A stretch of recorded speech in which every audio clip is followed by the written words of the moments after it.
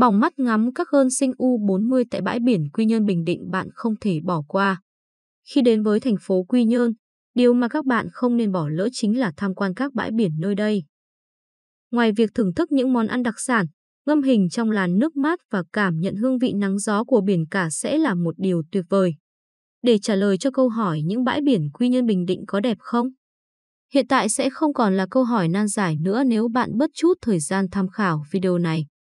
Để đặt vé máy bay khách sạn giá rẻ hoặc lên lịch trình tour du lịch Quy Nhơn, các bạn gọi ngay hotline 0392 979 999. Chúng tôi rất vui lòng hỗ trợ bạn. Nếu như trước đây chúng ta chỉ biết đến những bãi biển nổi tiếng là địa điểm vui chơi bậc nhất như Nha Trang, Đà Nẵng, Phan Thiết Thị, giờ đây, khi nhắc đến bãi biển Quy Nhơn thì hầu hết chúng ta đã không còn cảm thấy xa lạ gì nữa. Quy Nhơn hiện tại có cảng hàng không quốc tế nên việc đi lại của khách du lịch cũng trở nên đơn giản hơn. Trong thời gian vừa qua, ngành du lịch Quy Nhơn đã có nhiều bước phát triển vượt bậc. Khác với những bãi biển nổi tiếng đã được khai thác tràn lan, biển Quy Nhơn Bình Định đẹp một cách hoang sơ, yên bình và sẵn sàng làm say đắm bất cứ ai khi ghé đến nơi này. Nên đi du lịch biển Quy Nhơn vào thời gian nào? Biển Quy Nhơn là một điểm đến mới lạ đầy hấp dẫn đối với khách du lịch trong và ngoài nước. Tại vùng biển Quy Nhơn có nhiều khung cảnh tự nhiên đẹp đến siêu lòng. Biển Quy Nhơn Bình Định đẹp quanh năm. Nhưng để thuận tiện nhất cho việc tham quan, tìm nơi nghỉ ngơi, ăn uống đồng thời không gặp phải những cơn bão bất ngờ, bạn nên đến đây vào đầu tháng 1 và đến cuối tháng 6. Đến biển Quy Nhơn vào mùa này, bạn sẽ cảm nhận được không khí mát mẻ, thoáng đãng và bình yên. Nơi đây khác xa với khung cảnh nhộn nhịp, khói bụi nơi thành phố ngột ngạt. Điểm đặc biệt là trong khoảng thời gian, nước biển luôn một màu trong vắt, trong đến nỗi bạn có thể ngắm nhìn rạn san hô dưới mặt nước. Phương tiện để đi du lịch biển Quy Nhơn. Bạn có thể đến Quy Nhơn bằng máy bay, do tại đây có sân bay quốc tế nên việc đáp cánh đến đây rất đơn giản. Ngoài ra, bạn cũng có thể đi xe khách giường nằm từ tỉnh thành mà mình ở đến hẳn Quy Nhơn và sau đó bắt taxi để đến khách sạn cất đồ và bắt đầu tận hưởng chuyến đi. Hoặc bạn cũng có thể sử dụng những phương tiện di chuyển khác như tàu hỏa để có trải nghiệm thú vị khi đến đây. Bạn là người ưa thích khám phá, mong muốn được phiêu lưu nhiều hơn thế nữa thì có thể cùng bạn bè đi xe máy đến Quy Nhơn, tuy nhiên nhớ cẩn thận để có chuyến đi an toàn và ý nghĩa nhé. Những vẻ đẹp độc đáo, kỹ vĩ mà thiên nhiên ban tặng. Khi đến với Quy Nhơn, bạn sẽ phải trầm trồ ngắm nhìn những thắng cảnh tuyệt diệu mà thiên nhiên ưu ái dành tặng cho thành phố này.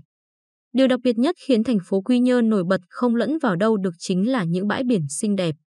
Những bãi biển đẹp ở Quy Nhơn có lúc thật đằm thắm, hiền hòa, nhưng cũng có lúc lại dạo dực, sôi nổi. Các nhà văn học, họa sĩ vẫn ví biển Quy Nhơn giống như một cô gái thôn quê vừa nhẹ nhàng, chất phác, mộc mạc nhưng cũng thật quyến rũ và vui tươi. Khi về thành phố Quy Nhơn, tức là chúng ta đang về với biển. Khi đặt chân đến đây, tức là bạn đang đặt chân lên một miền đất trải dài hình cánh cung với không gian thiên nhiên hoang sơ và đầy lôi cuốn. Những bãi biển Quy Nhơn không những có diện tích rộng lớn, mà nó còn trong vắt và xanh mát. Kết hợp hài hòa với nước biển chính là những bãi cát trắng trải dài mênh mông cùng ánh nắng vàng xuyên qua những đáy lá xanh ngắt. Tất cả tạo nên một bức tranh thiên nhiên xinh đẹp, yên bình và nó như một sợi dây níu chân khách du lịch khiến họ không nỡ rời đi. Vùng biển Quy Nhơn có rất nhiều bãi tắm đẹp với nhiều không gian thiên nhiên xinh đẹp, hùng vĩ khác nhau.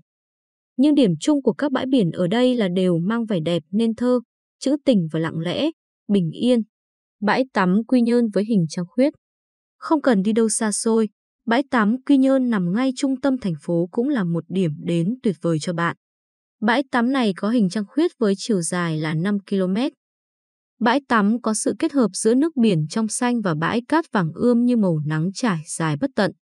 Khác với những bãi tắm nằm ngay trung tâm thành phố Đà Nẵng hay Nha Trang, bãi tắm ngay trung tâm thành phố Quy Nhơn vẫn mang đến cho bạn cảm nhận về sự yên bình, thanh bình. Đến đây, du khách sẽ được hòa mình vào dòng nước mát, lặng nghe tiếng sóng biển vỗ rì rào và tận hưởng luồng gió mát từ biển khơi. Ngoài việc tận hưởng đẹp nơi đây, bạn còn có thể thưởng thức những món hải sản thơm ngon, tươi giói mới mang từ biển vào. Chuẩn bị cho mùa du lịch biển, bạn cần trang bị cho mình kiến thức, kỹ năng cần thiết để tự bảo vệ gia đình mình và có một chuyến đi an toàn. Đề phòng dòng chảy xa bờ. Các bãi biển Việt Nam nhìn chung sóng không quá to, cát mịn, có phần thoai thoải.